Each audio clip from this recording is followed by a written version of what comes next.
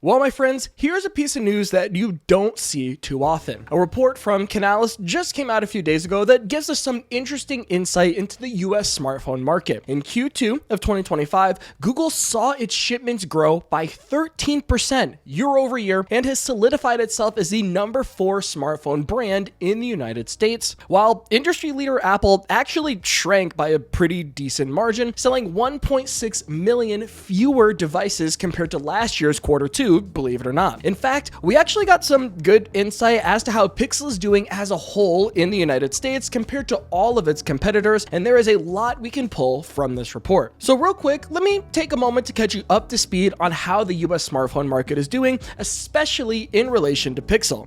You know, as a Pixel guy, I had to take some time and talk about this, so let's take a quick look, and don't forget to subscribe for future Pixel content because we have a lot more coming your way. Getting right into the details, this report comes from Canalys, which is a global technology market analyst firm. They've been gathering this data for quite a while now, and in the latest Q2 2025 report, which covers April through June, Google managed to make up 3% of the overall US smartphone market. They shipped 800,000 units during that quarter, which is a nice increase from the 700,000 units they shipped in Q2 of last year. That increase represents a 13% year-over-year growth and puts Google in 4th place in the overall US smartphone market, officially overtaking TCL. Looking at the market as a whole, a total of 27.1 million devices were shipped. Apple, of course, led the pack, shipping 13.3 million units. Samsung came in second, shipping 8.3 million units. And Motorola held the number 3 spot, shipping 3.2 million units.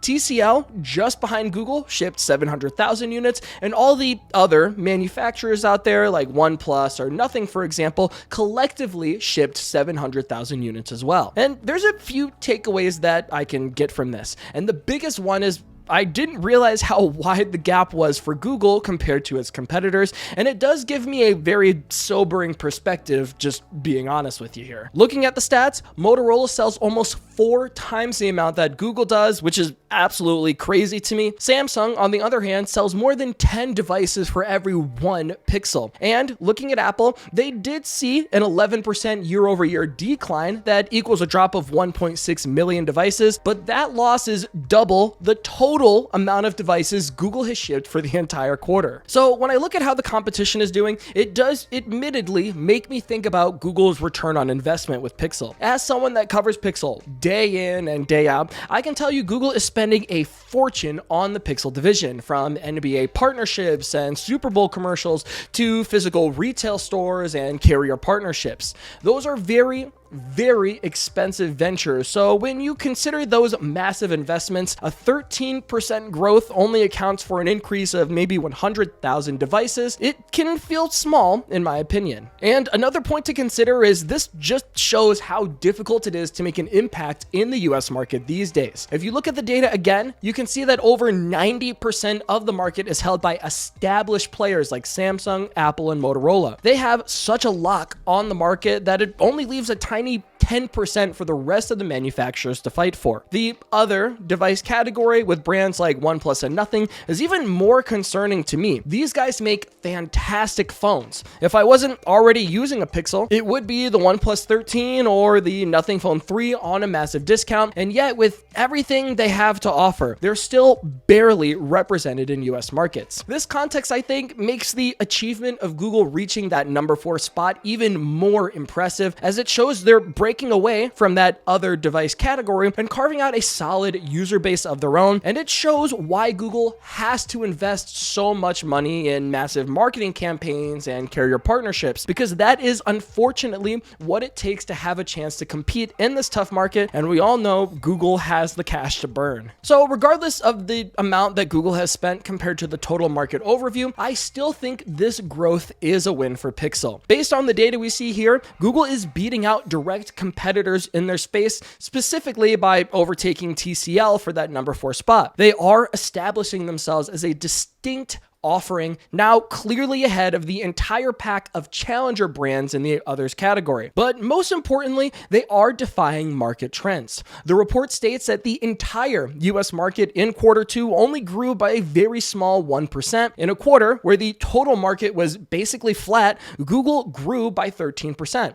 In fact, Samsung's 38% growth and Google's 13% growth were the only major brands to show significant gains in Q2. Meanwhile, Apple shrank by 11%, TCL shrank by 23%, and the others category shrank by a pretty insane 34%. All I can see based on this information is that Google is playing the long game here, and this data shows that their strategy is working even if it's slow.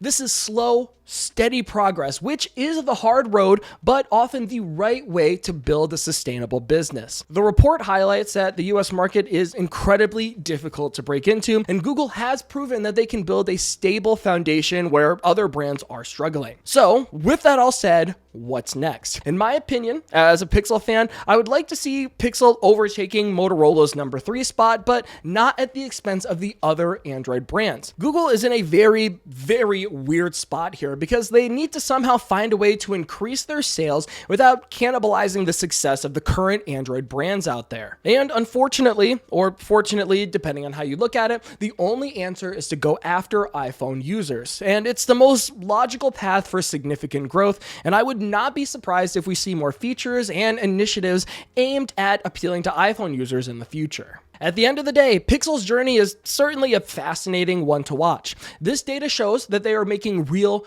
tangible progress, and it does show their strategy is working to some degree. But it's also a humbling reminder on how much further Google Pixel has to go. Regardless, I am really curious to hear what you guys think. Is this recent growth a big victory for Google Pixel, or do you think Google isn't doing enough to push the needle? Let me know your take down in the comments below, as I'm always super curious to hear what the Android community is thinking, especially on topics like this. Until next time, this has been Jordan Floyd from 9to5 Google. Thank you so much for watching, and I'll see you in the next one.